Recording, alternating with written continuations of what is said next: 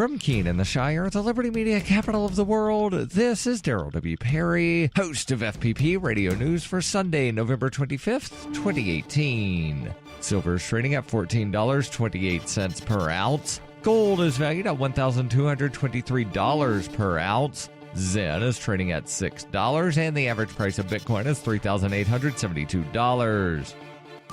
Antiwar.com reports after a few days in which weather problems limited U.S. airstrikes against eastern Syria, the Pentagon resumed its strikes against the town of al-Shufa on Friday, once again hitting civilian areas and killing non-combatants. The Syrian Observatory for Human Rights is reporting that 11 civilians were killed in U.S. strikes on Friday, including at least 5 children. This is a very preliminary toll, and it is expected to rise further, with many other civilians badly wounded in the attacks and not expected to survive. The U.S. strikes are centered on 3 towns near the Iraq border, which are under control of the Islamic State. The towns are being attacked by the Kurdish YPG, and the U.S. is trying to provide air support, though in recent weeks the strikes have overwhelmingly killed civilians. The Pentagon has once again not commented on the matter of the Friday attacks. The only time they did was to issue a blanket denial, but even then confirmed bombing the towns in question at the time in question, insisting some unidentified other Air Force did a civilian killing. Zencash has changed their name to Horizon to better represent their transition from a cryptocurrency to a pioneering platform that protects consumer data. They are working towards the day when anyone will be able to build privacy-based applications on the Horizon platform. The unique spelling of Horizon is a nod to their heritage and recognizes that they remain committed to the vision that their project was built upon. Their coin and ticker symbol remain ZEN. Learn more at horizon.global and join the Horizon community. HORIZEN.global.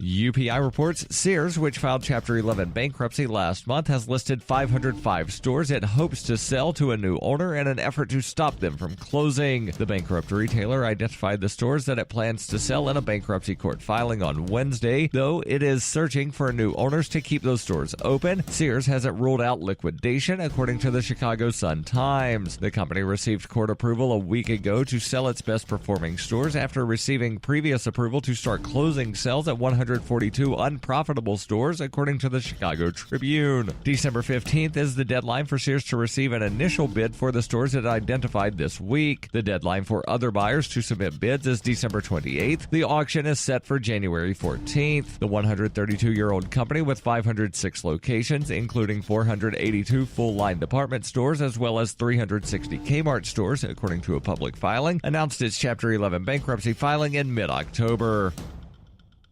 When you hear the word lobbyist, you probably think about greedy corporations, but not all lobbyists are the same. Some are fighting for the freedoms you hold dear. You can help by going to libertylobby.info, where your contribution will give us the tools we need to ensure that your voice is heard.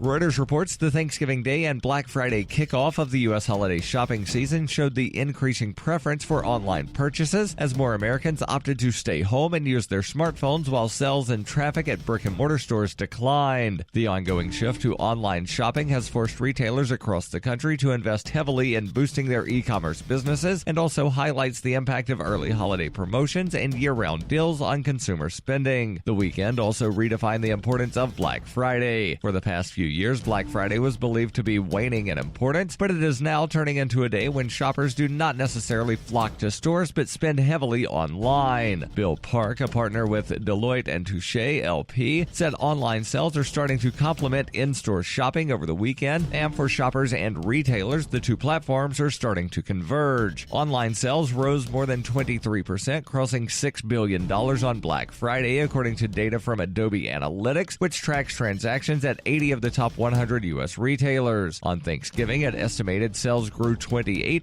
to $3.7 billion. Preliminary data from analytics firm Retail Next showed net sales at brick-and-mortar stores fell 4 to 7% over the 2 days, while traffic fell 5 to 9%, continuing the trend of recent years. No data was yet available for actual spending in stores. Data from retail research firm ShopperTrack also showed that visits to stores fell a combined 1% during Thanksgiving and Black Friday compared to the same days in 2017.